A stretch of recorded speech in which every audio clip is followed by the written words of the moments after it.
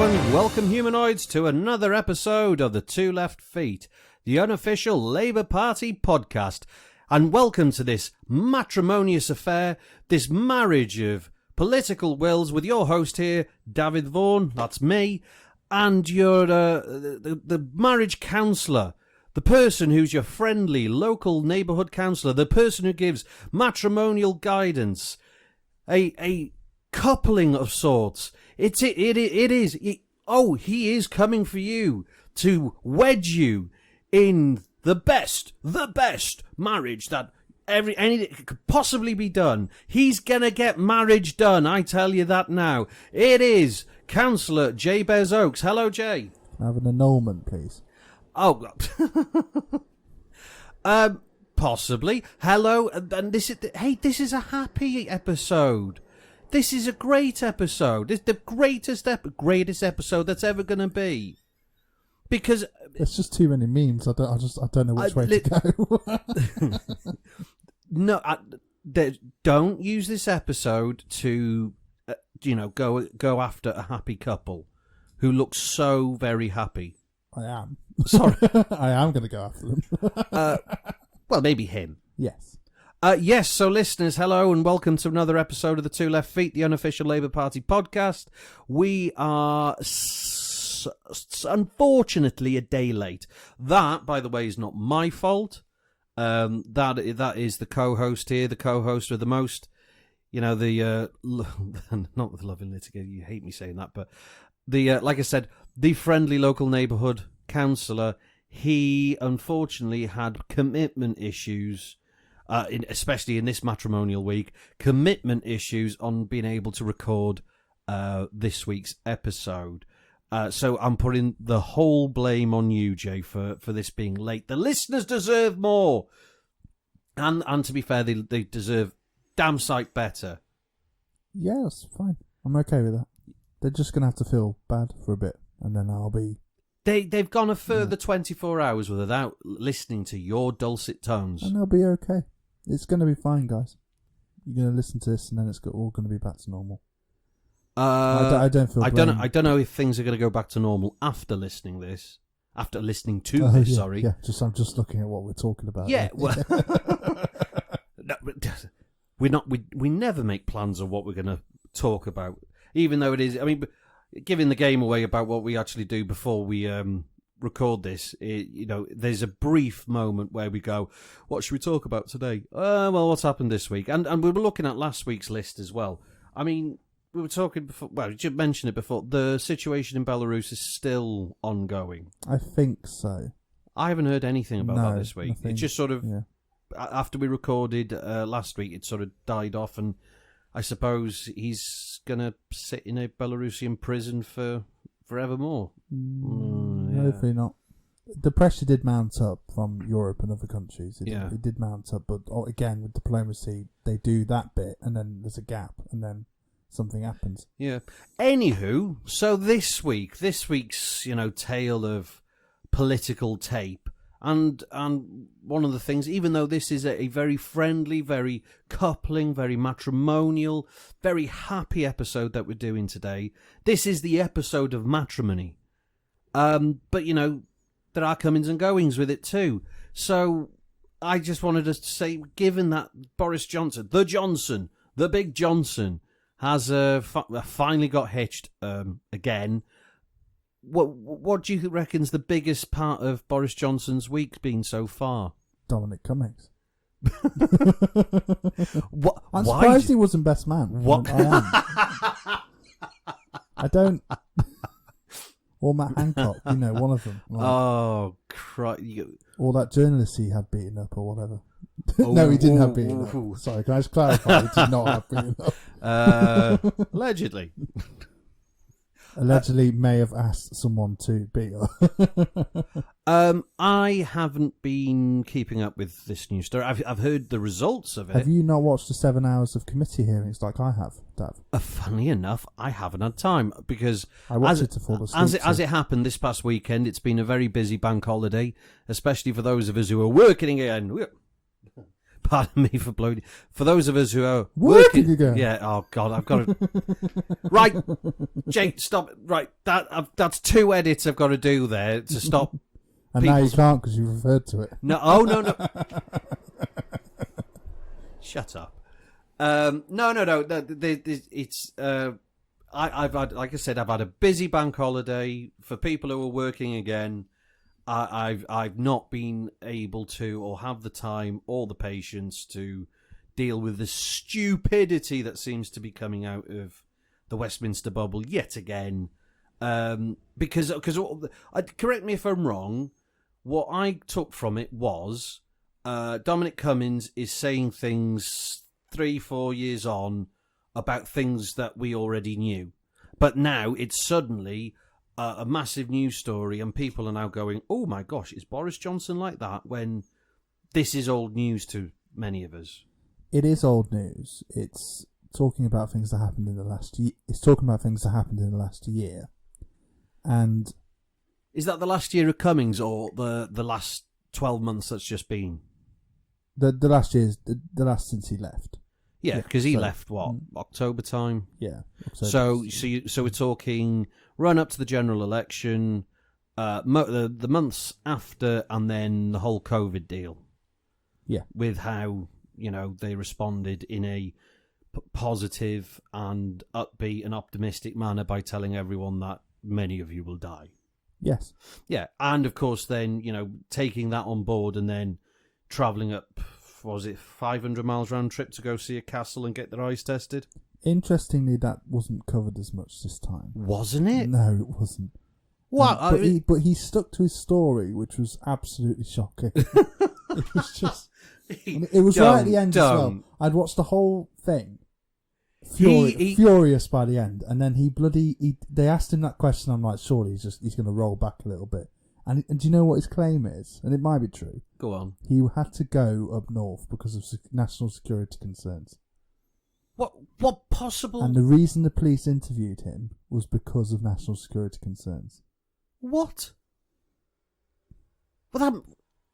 I had a brain aneurysm. Right, hang on. He had to travel with his mum and kids, his wife and kids. Yeah, kid or kids? One kid, I think. One kid, is it? Mm-hmm. He had to travel from London to Durham to then visit a castle. Yeah. To go to Specsavers, or was that just not? Oh no, that was you made. That was a me. To then go to a castle to test his eyesight, because that was the excuse. He stuck to that story. He stuck to that bit. Yeah. What the? He stuck to that. They said, "Why did you do that?" And he went, "Because I did." Like, and they just didn't push him on it at all. Because they did it right at the end after 6 hours of utter madness. They were just like, "Oh, that's fine then." What that? They all wanted to go home. You know when you go to a really long, Labour meeting. Yeah, a Labour meeting, and then a really important thing happens a really important topic happens at the end, but everyone's just so tired they just agree to it. Yeah. It was like that. It was insane. After the 6 hour, basically the whole concept of him going up to which castle was it? Was it Durham? Bernard Castle. Mm. So that was the least maddening and silly thing that was stated in 6 hours. What could have possibly made that being a tiny glimpse of or an insignificant point to make at the end? What came before that? Basically, how the structure of the top of our executive does not function as a government. Again, that's just saying something that most of us have figured out. No, of course. No, well, again, it's most of us, most of our bubble, perhaps. Possibly, but I really feel there's some people. Half intelligent people can look at what's going on then going. Yeah, but how many of those people say Boris did the best he could or did a good job? And this categorically, if he's telling the truth, categorically demonstrates that he does not do a good job. No, I'd say the civil service does a good job. Yeah. I think I'd give them the credit on a lot of this. But then, okay, maybe the civil service have sort of led what that executive down the path and go, the whole you could do this, or you could do this, and the middle option's the one they always want you to go for. And if you're very brave if you do the other two, maybe they have done that trick on him. But the problem is, and we know this, if you watch any sort of political comedy, this is demonstrated. There used to be two sides to government. There was the civil service, and then ministers. Yeah, chosen by Parliament or whatever. And now there's a third one, SPADs. Political advisors who are involved. The special advisors. Yeah. Cummings is one of them. So he's not a civil servant. No, he's a special advisor, or was a special advisor. Yeah. And their role has become more and more and more important. Do you know, just on the point of SPADs, do you know I found something out the other day? It was a few days ago that I'd been told. Norman Lamont, do you remember him? Yes, Chancellor during the ECR debacle. Correct, where they had to... European currency. Yeah, and the UK had to withdraw from it because of inflation and everything. Do you know who his SPAD was at the time? It's not Mandelson. David Cameron. Oh, really? Yeah. Yes, because... Go on, how do you know? Because I saw a clip of the point where Norman Lamont had to come out onto the street and say, because of blah, blah, blah and everything, we've had to remove ourselves from the... Was it economic monetary... The currency exchange rate. Yeah, the exchange, that's it. And then standing in the background was David Cameron in his youthful pig... And you know... Sort of... the pig grin on it. No, he did. Everyone says he did it. Allegedly. Yeah. And there was another... Oh, what was his name? Oh... There's been a lot of SPADs who have then gone on to become... Giles Brandwidth. He was a SPAD as well, on the same day. Was he? Yes. He said it on Have I Got News For You once. Yeah. Okay. All right. Yeah. And it's amazing how this sort of SPAD network ends up becoming, tomorrow's big politicians. Yeah. George Osborne was. Yes. Osborne was a SPAD for Major when he was Chancellor. Yep. And I think John Major was for someone before he was an MP. We'll have to look back through history, but... Yeah, that would have been probably Heath's government then. Could be, don't know. It would have been around then. And then, of course, Ed Miliband was for Jack Straw, I think. Yeah. And then blah, blah, but, yeah. Well, carry on. Gordon Brown's camp. Yes, he was Gordon Brown's SPAD, yes. Yeah. Oh, and Ed Balls as well.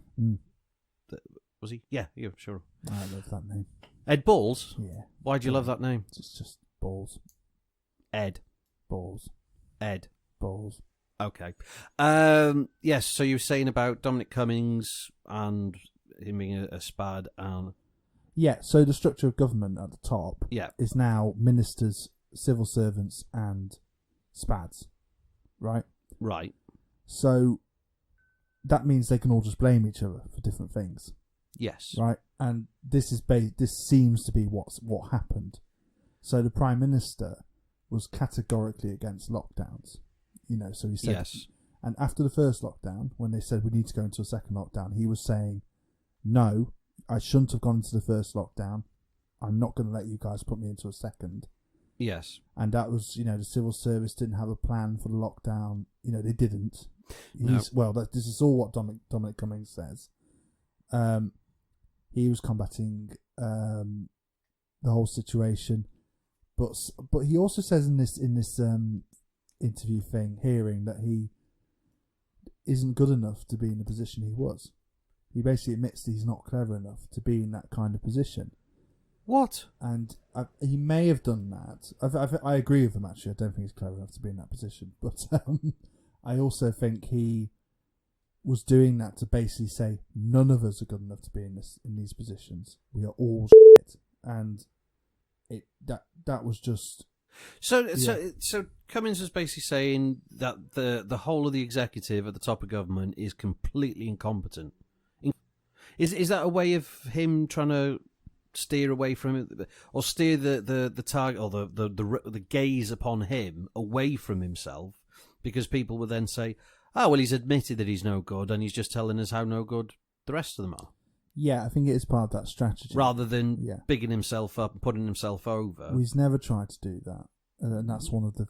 No, that's one of the enigmas of because he likes sneaking off into the background. Sneaky, skulking, He also said some pretty mad things as well. And, as Spitting Image portrayed him as some weird alien who sucks the brains out of various children and goes on eye tests. But anyway, what else was said? He said that with the vaccine, he wished they had got volunteers to just trial it immediately. Well, I thought they did. No.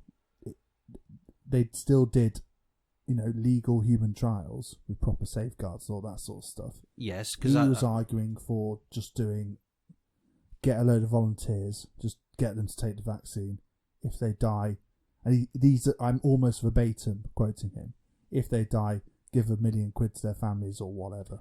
Oh, so absolutely mad. Like from reading his blog and stuff, he has some pretty mad, courageous ideas. A civil servant would say. Courageous, and it's bloody horrible some of the stuff he thinks. But if he's saying that the Prime Minister, who is utterly obsessed with media, utterly obsessed with the decision, flamboyant, not making decisions, bathing in chaos, enjoying the chaos, is terrifying. And he also apologised for the 130,000 who died. He apologised? Yeah, he said it was needless and it was partly my fault. I'm sorry. He said that at the beginning. Yeah. He also calls Matt Hancock a liar a lot. Lying about what? Just everything. From the PPE, through to test and trace, through to the vaccine, all of it. He just lies about who's responsible and what's going on. Right, I know this came about over a bank holiday when most people were looking the other way. Yeah.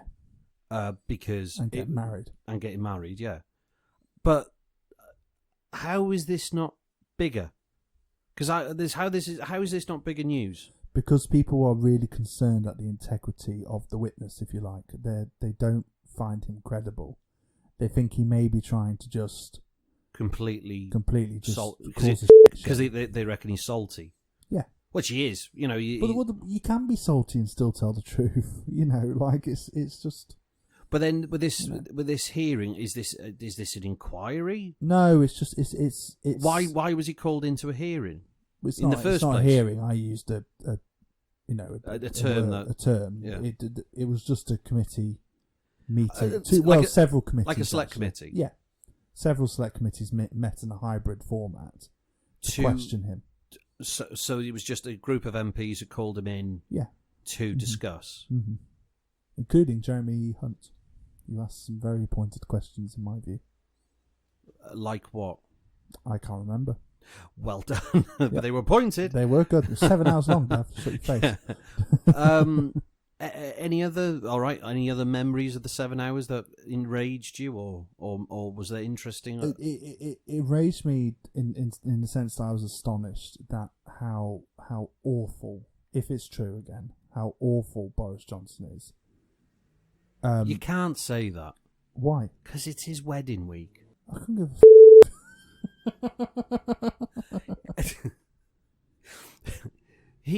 This is the happiest time of his life ever. So far. Well, he's got married. He's never done that before. Except when he's done that. Oh, except for the times that he has done that. Oh, yeah, I forgot about that. You can. I'm just astonished. This is the thing. Like I said at the beginning of the show, is I haven't had the time to bother looking at any of this. As most people, you've either been working this past week, bank holiday weekend, or you've been enjoying it, and hopefully most of you've been enjoying it. But it seems like this is sort of slipped under the radar. Are there any more days where they're questioning him?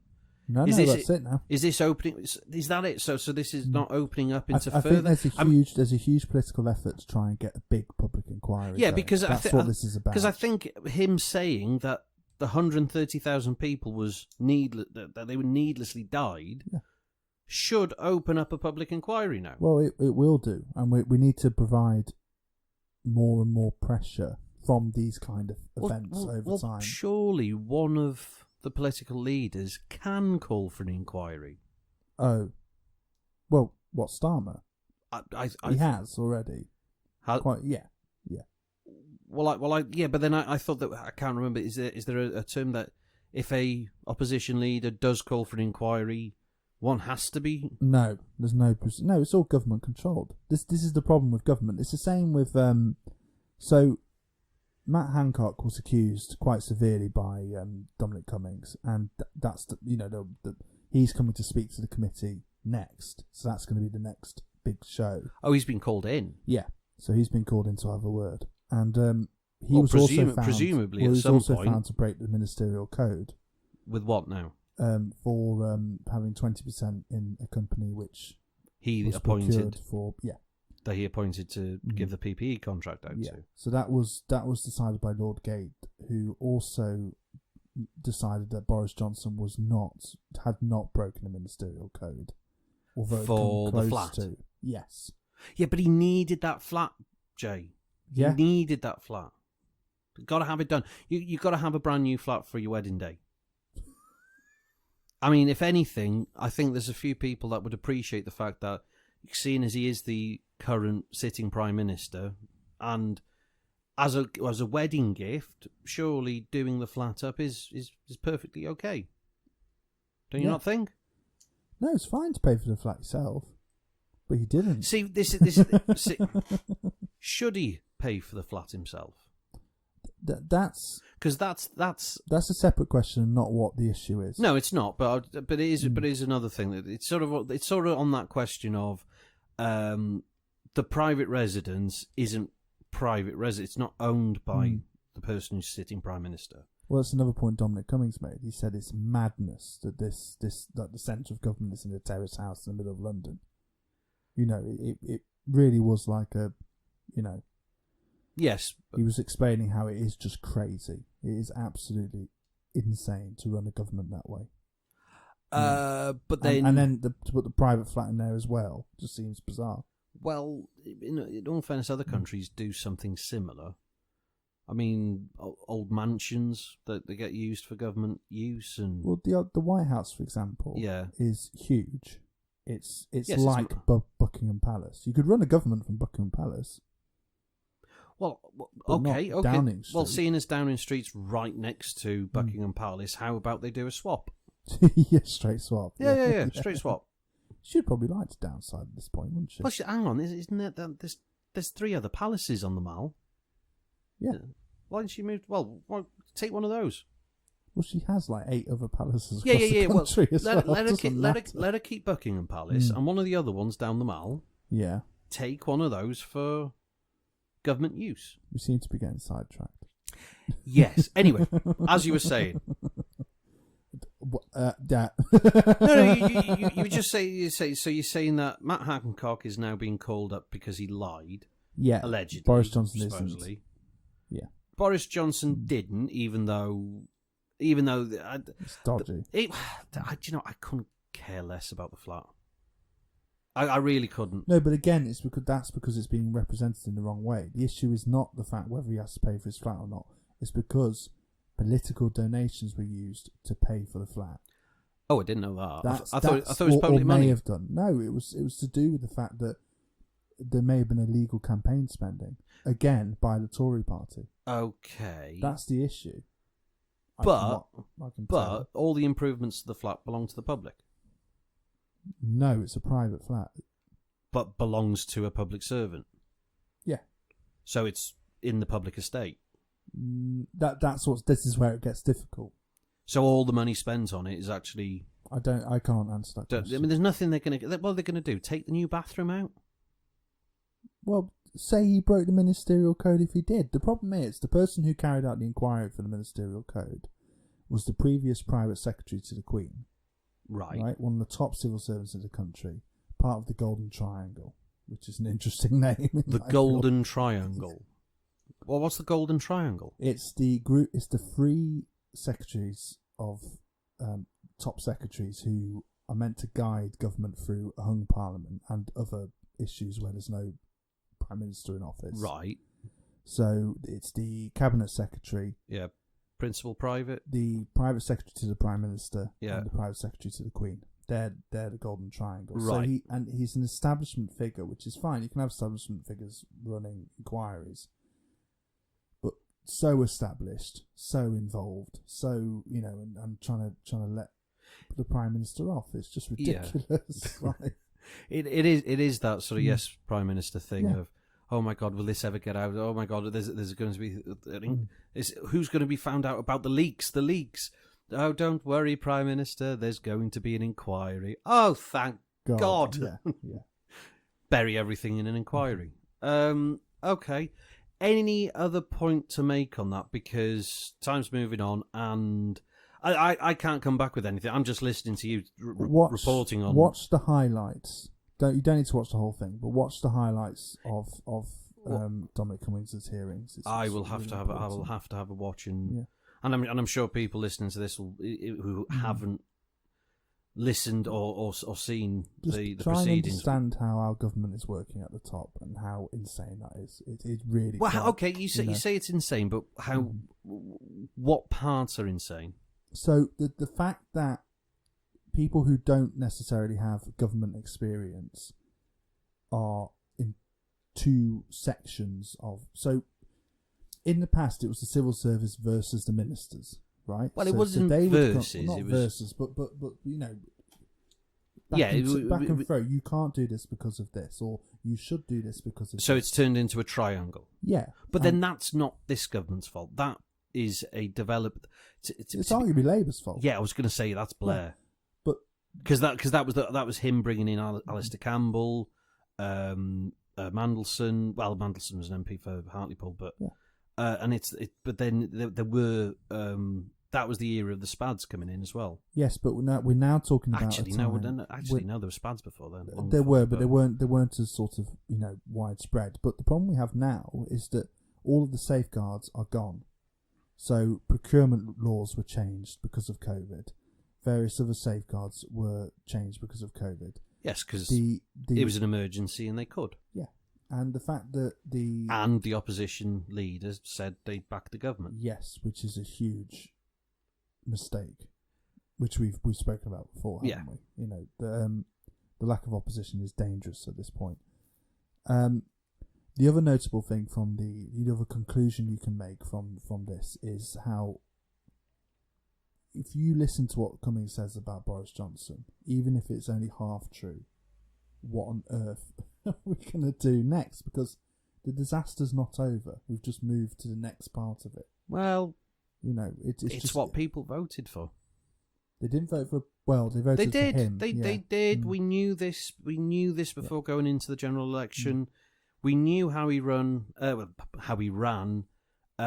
London Mayor's office.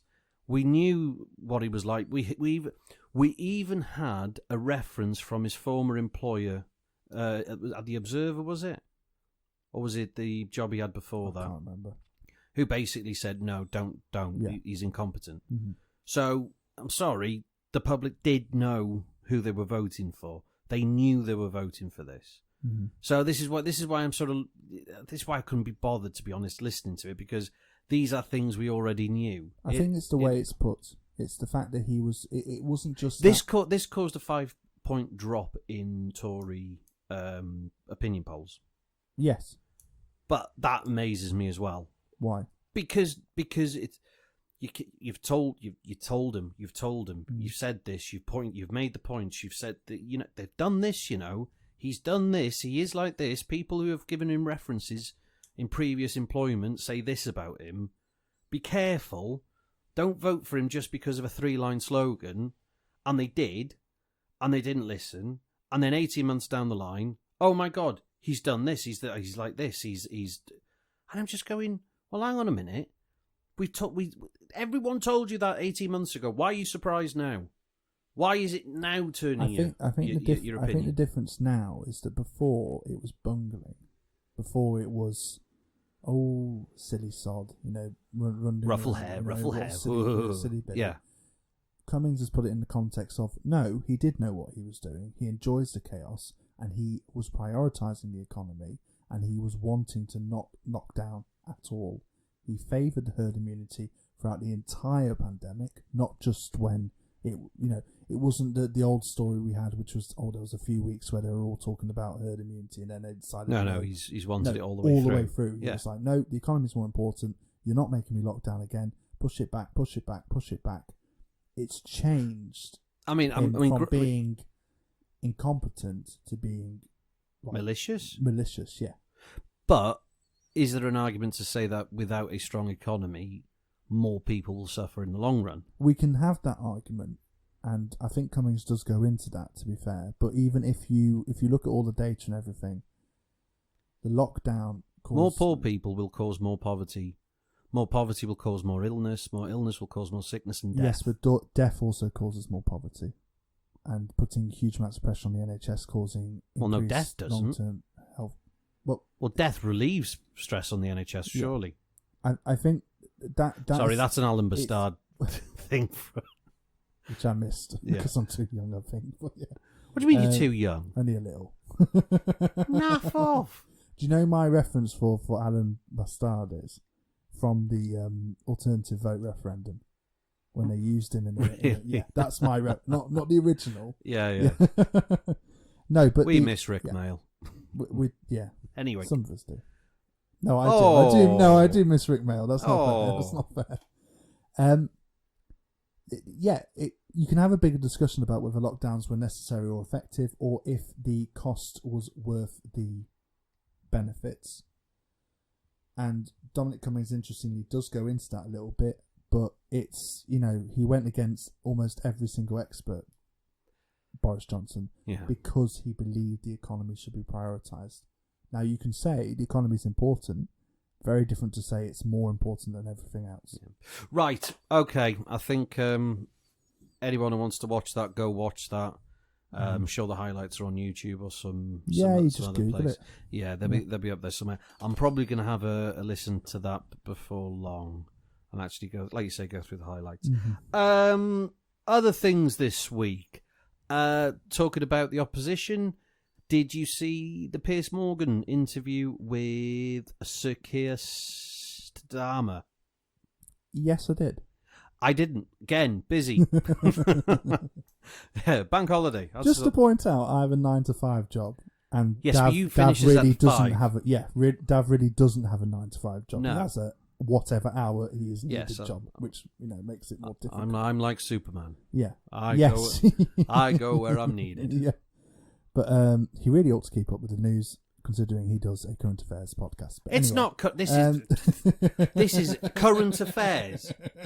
Current affairs. We did a podcast about David Lloyd George the other week. Yeah, and we did a podcast about an election, a 20-year-old election as well too. A referendum, in 1997. Yeah. I don't know about current affairs.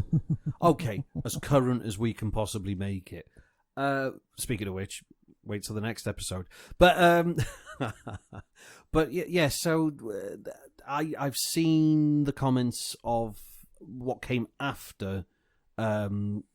When was it broadcast? Was it last night? Last night, yeah. So it was Tuesday night, because we were recording this on the Wednesday because Jay couldn't be asked.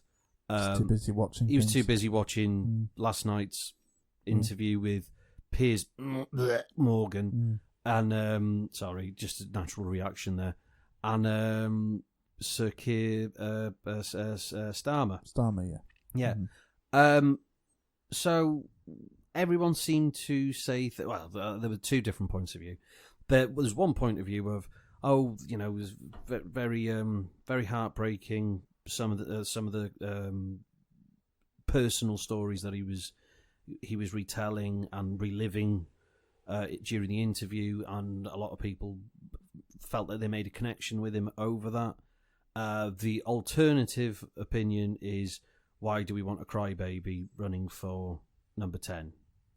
Now, I haven't seen the interview, and I briefly know, I think, was it to do with the passing of one of his close relatives? Is that true? You see, this is the thing. I saw those comments, and it made, because I wasn't going to watch it, and then I saw those comments that was basically, oh, he bloody cries. Oh, isn't that, interesting? And I'm like, oh, God, watch this. Bloody robot Starmer crying. And he doesn't cry at all, no. So why is everyone saying that he was a crybaby? Because he clearly has... Or this was very emotional because he shed a tear? He has a bit of a lump in his throat because they're talking about quite not just saying, oh, your mum died of this horrible disease. Oh, was his mum? Yeah. Okay. She's had her entire life. Right. Still's disease, which is horrible. like not. What is that? It slowly like just destroys your body. That's what it does. Okay. I don't know the details, so but more awareness. Obviously, there should be more awareness of it. So look it up. But all right, I will. No, not you. The the humanoid listeners out there. Yeah. And you should look it up. No. Okay. Yes, I will do. But no, and yeah, he got a lump in his throat because it wasn't this, and this is why these interviews from Piers face is quite interesting, because he does really go into stuff that really shouldn't be discussed on telly. Probes. It's probes really and quite prods. Probing. But yeah, and after talking about his mum for 5 minutes on national television, he gets a lump in his throat. Well, I think that's perfectly reasonable. How long was the interview?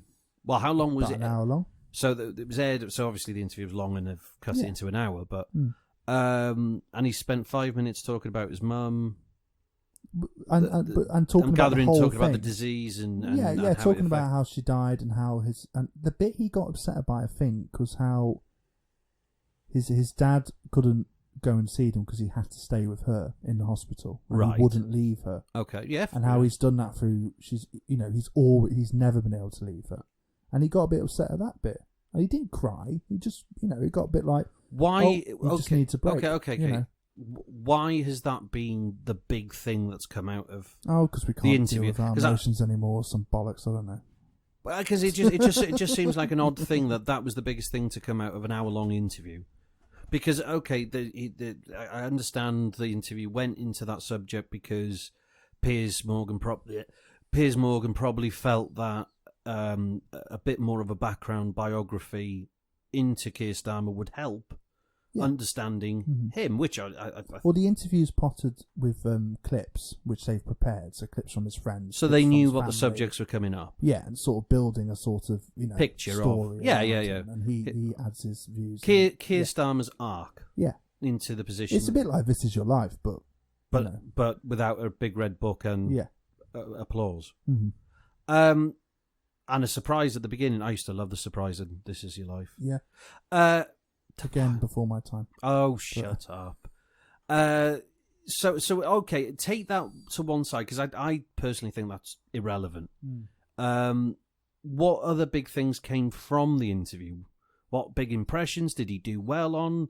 Things that didn't sit well with you? I mean, because I can't believe that the whole hour-long interview, the whole big crux of the moment was this 5-minute piece. Well, he wouldn't confirm whether he took drugs in uni. So that's a yes. Yeah, so Piers Morgan pushed him on that and said, oh, well, have you done it or not? And he said, I'm not saying whether I've done it or not, but I had a good time at uni. Okay, so and I thought that was, Yeah, But the problem with Kier Starmer is that, and he did a Lad Bible interview as well, where he does similar things. You said this a few weeks ago. Yeah, and he is a comparatively normal bloke. He does seem like a normal bloke. He gets very intense and weird when he does his lawyer shtick. Yeah. Which, we all do, when we're public speaking or whatever. No, we don't all do, Jay. You do. And Kier. Okay. And others. Okay. And you, a little bit. What do you mean, me? You go all wrestler announcer. It's great. Yeah, well, brilliant. Hang on a minute. I draw upon the strengths that I know and hold within myself. Yeah. And I don't. Listen. Those sort of speeches, they're not speeches. They're promotional pieces. And I don't use promotional pieces unless it's. I think with Kier Starmer, it's a different oratory. Yes, and he can't. He really needs to learn quickly political oratory. He really does, like super quick. And do you mean mixing what mixing what I do and you do in a way? Yeah. So mixing the promotional oratory. Hear it in the podcast, can't you? Sometimes, Because that's what I got taught to do. Because I mean, for those of you out there in humanoid land, a job that I've had is a professional wrestler. You're going to tell them what your name was, so they can look you up. No, God. You can find stuff. Yeah, but it was never me who recorded those YouTube videos. Anyway, it doesn't matter. But within that, you taught that there are certain points you need to make, so to sell the show. Yeah. Now, I've always said, like with Kier's, we talked about his horrific interview after the Hartlepool by-election. Yeah.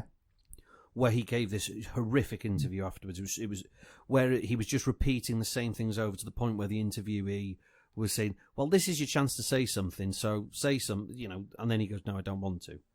After talking for 6 minutes, saying nothing. Yeah. Whereas if he'd use a promotional oratory in terms of not spin, spin stupid. Because I people think see it through would have been that. fine to spin in that situation because everyone knows you've lost anyway. Well, no, yeah, you've lost anyway, but yeah. No. If I was in that position, I would say we're going to come back stronger. Yeah. We're going to do this. We're going to, and then say, and I will not rest until the day that I die, and until that day, I'm going to make sure that every single voter in this country can trust me, and make sure that their vote counts towards any time a Labour candidate comes forward before them. This is and you build it up in that way, that you show that you're angry and at the same time energized and motivated to go forward. Whereas he just took it as a massive. No, and I think you're right. Oh, hell. Well, that's what he did. He went. He just, he sort of shut down in that moment. And when you watch this interview, you perhaps go back and look at that and you think, maybe he just didn't deal with that situation because he was really upset. Really quite pissed off at the whole thing. Yes, but then don't put himself in front of a camera, though. No, just say, I'm going to leave it for a day. The way, I don't know. But he probably had some knobhead going, you need to talk to them, you need to go in front of the camera. You need to do it now. And he's like, no, because I'm really annoyed. But again, I will say this again, I've said this on different podcasts now. If he's got someone advising him to do stupid things like that, there is someone in that office who is a saboteur. Yeah. Because that's like the third or fourth thing since the beginning of the unforced errors, isn't it? It's like yes, yeah. So it's putting him out there, letting him swinging in the breeze, and knowing that he's not prepared or hasn't had enough time to be trained or prepare himself in that situation. Yeah. So someone's behind him, prodding him in the wrong direction, and deliberately too. Because that interview was awful. And okay, so maybe this interview is trying to recoup on the damage from that one. Because Hugh Edwards at the end of that interview said, well, it's obvious that he's quite stressed and after a bad night. And the broadcaster excusing the interviewee. But I wish in those situations they would just say, look, I'm really tired and this is a really crap result. And just say it. I wish they were more honest because, the danger we have now is we'll come back bigger and better. We'll come back. Yeah, this is not this is not the end of it. This is going to make us stronger. Yeah, and then really get into it because everyone who voted for him or in Hartlepool didn't turn up to vote want to hear him say, no, we are going to get stronger. This is what we're going to do. Yeah. And okay, here's the thing: did the interview with Piers talk about his political ambitions in terms of what he hopes to achieve if he were Prime Minister? No, they avoided that, and I think that's probably a good thing. Well, no, that's not a good thing. No, he should. Well, hang on, no. The whole point after the by-election was plenty of different members in the PLP or the membership that were saying there is no direction, there is nothing that we can stand behind as a policy. We don't know what the policy of this leader is. Mm-hmm. So if he's got an hour-long interview with Piers Morgan, he could have dedicated 10 minutes of it. The unfortunate thing he did was, I'm going to be listening all summer. That's what he said. And I just think that's such tosh, Listening exercises are fine. They're brilliant. It's the job of activists, not leaders. Yeah, but not the leader. Yeah. The leader, if anything, needs to push what policies that everyone's getting behind. This is he's saying that this is a new leadership. People want to see a new leadership in terms of what is the new sort of stance. Are we going? I don't know. This is the thing. There is nothing I can go apart from Welsh Labour, which I can do, but there is nothing from National Labour that I can say to someone in the street or in the pub or wherever to say what the Labour Party believes in. I have to rely on conference motions or Welsh Labour Party policies to get across what the Labour Party can possibly do, where the direction's going, and why it's important to vote for the Labour Party. When it comes to Starmer so far, he had a cracking opportunity to get one policy over, two policies over, and talk about those, and they're a real passion. One justification he made was, sorry, it's all coming back to me now you're saying it. The justification, Go on, carry on. I'm not editing that out. That's fine. One of the justifications he made was that he's sort of been tied up because of the pandemic. And that annoys me as well, because... Right, I know what happened in the pandemic. I thought I was going to get angry at this podcast. So, everyone. Right. In that whole year of sitting in the living room, completing Netflix, I know I had enough time to do quite a lot of stuff. Most of the stuff was work stuff. I even started writing a book. I was that bored. I didn't do any podcasts because I didn't know how to use Skype to contact you. But I know that during that time, I had plenty of time to think about the things that I wanted to achieve. I've got, and hopefully now things are opening up. Some of the things that I'd thought about, I can then go on and move and achieve and work upon. I know I'm not the only one in that situation. I know I've seen people who have created businesses, started online businesses, started new hobbies, creative hobbies, everything to get them moving, to achieve something, whether it's business, financial, personal, hobby-wise, or just even spiritual development. Everyone spent that time making some improvement of themselves. And are you going to tell me that this fella, who has been in exactly the same position as everyone else, who has been blessed with so much time to be able to sit down and think, because there were no constituency meetings, there was no conferences, there was no surgeries, there was very little meetings going on in any part of Westminster, because obviously you can't have that many people in. It's all Zoom. He could have sat in his office all day, done all his Zoom meetings without the need to travel anywhere. Are you telling me that he had no time at all to think about two bloody policies that he wants to set the standard to and raise the flag against, to then be able to promote as soon as we come out? Yes. Well, thank you for that very insightful reply, Jay. Because... God damn it. Because Labour are... What? Hang on. No. This isn't... That was a... Labour are so scared now of doing Of anything. what? Of saying apology? Yes. Or believing in something? I think so. I'm not saying that's a good thing. I'm saying we need to come out of the thing fighting, but always. Why? Because the last manifesto had 1 million different policies in, so now we have none. No, I know, and that's one of the things. That is completely the section of the party which are associated with Kier Starmer are against the manifesto we put out in the last election. They're against the manifesto. Not the whole manifesto. They're not against the whole. Huge, but of course they will be. No. They're against They're against public nationalising the railways. Of course they will be. So Welsh Labour went and nationalised the railways. But Welsh Labour aren't. Since Mark Dreyfus took over, Welsh Labour are more in line with Cummings' policies than. Oh, sorry, I mentioned his name. No, don't mention his name. I'm gonna have to bleep you out again. Yeah, the left. Again, the left. Have you bleeped me out before?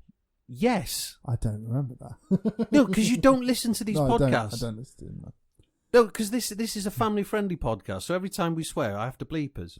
The amount of people you're obsessed with. Yeah, today. It's going to be continuous bleeps on this. I think... Yeah, you think? Therefore you are? It's the factional crap again, and it's people who don't... Oh, it's not factional. It's not factional, because I'll tell you, there are people who you would consider centrists who are actually quite disappointed in this fella. Because they believe... No, I'm not defending Starmer by saying it's factionalist. I'm saying... I don't think he has a faction. I think I think the people who support... Well, I don't know. I think that there's the two big factions. I hate and love them both equally, but they need... Both of them don't see him as their guy completely. Yeah. The centrists more so, they do see him more of their guy, but not completely, because even they're sort of waning, going, Oh, he could do a lot more here. He could do a lot more. I know the training wheels are still on, but it's been a year and a half now. The training wheels should start coming off. He should, and especially all that time that he could have trained up and skilled up as a leader of the opposition.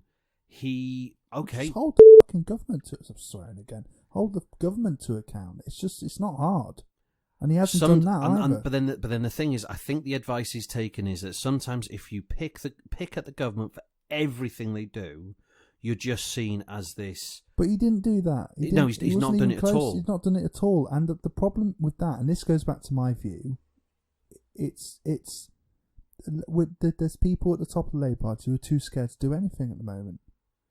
And they need to decide that we're against what this government's doing completely, and they're not. No, yeah.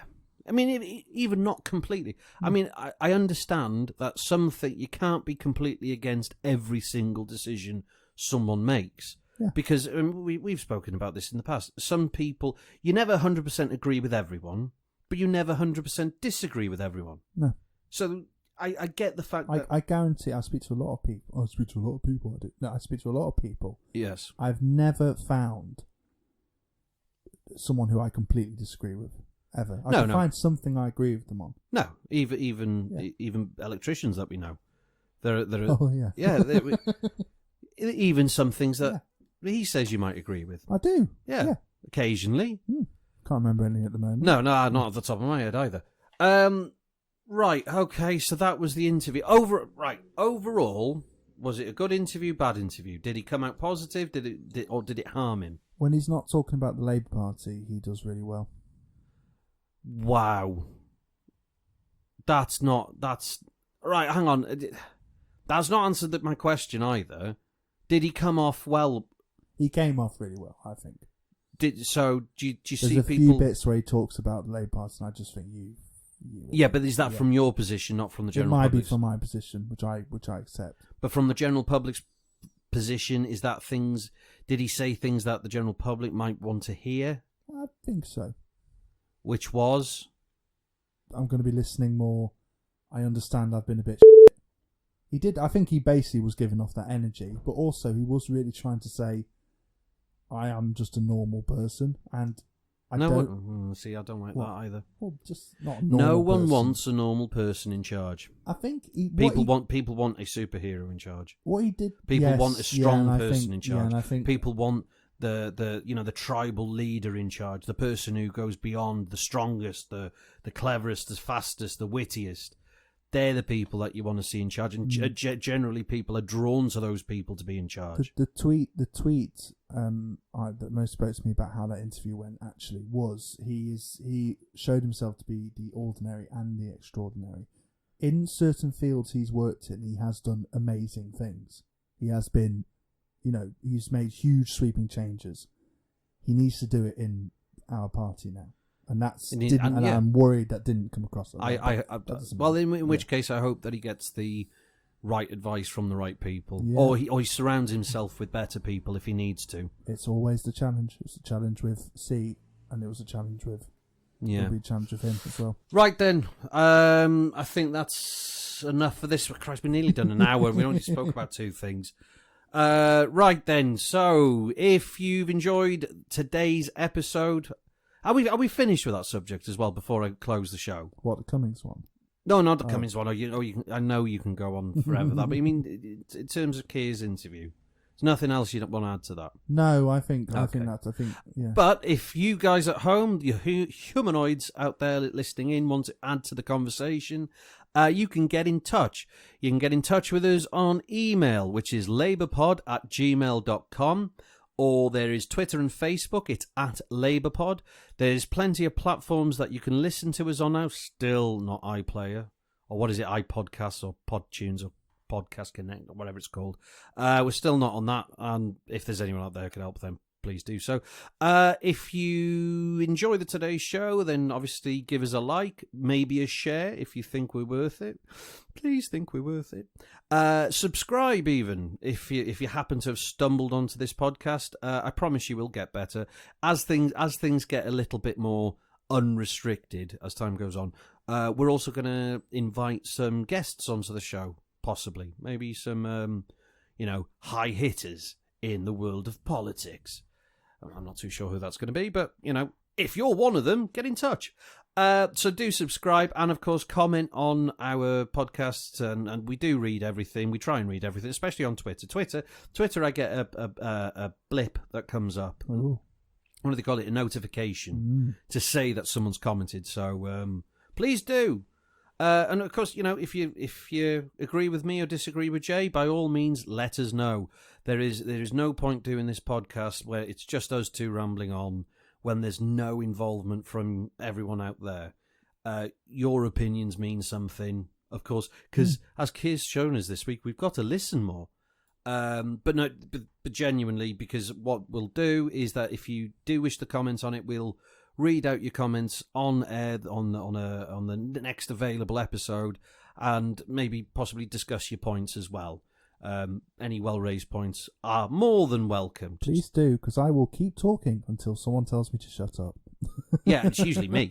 But as Jay would say, this is a pod. This is meant to be just a nice discussion on a podcast for you to listen and enjoy in your own time. So if you are going to comment, then and I encourage you to do so. But just remember, be kind as well, because as Jay would say, be kind. Because, the politics can divide people into every which way but Sunday. And sometimes, especially the rhetoric that you get on things like Facebook these days, it all turns into a you-me sort of attitude. It's them and us. And if you divide over a certain point, it seems like now you're mortal enemies. We're not. It doesn't matter if you're a left-winger, a right-winger, a centrist, or whoever you are. Your points and your views are welcome, unless you're completely, utterly screaming right wing, like someone I met this week, who I because of Jay. Do you want to tell that story next time? Because that's quite funny. No, it's not funny. Not funny at all. Before I thought you were going to say, whatever your opinions, whether they're right or left, I'll hate you anyway. Yeah, there's that too. There is that too. Right then, so that's us done for another week. So from me, your political host, my name's Dafydd Vaughan, by the way, because I've been forgetting to say that in previous episodes, and from your local friendly neighbourhood councillor, Cllr Jabez Oakes. Bye. We all say have a very good week, and we'll see you next week on the Two Left Feet, the Unofficial Labour Party Podcast. Bye bye, everybody.